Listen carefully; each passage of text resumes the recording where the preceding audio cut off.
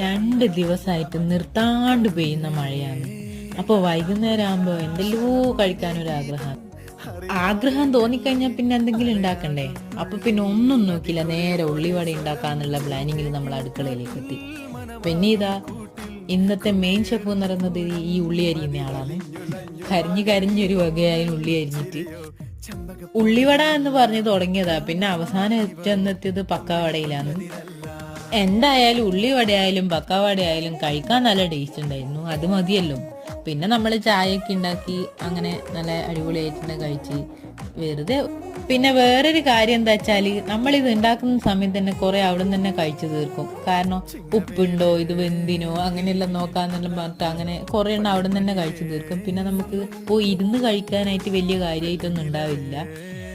അങ്ങനെയാണ് നമ്മളെ ഒരു സ്വഭാവം. അപ്പോൾ ഈ വീഡിയോ ഇത്രയുള്ള. Thanks for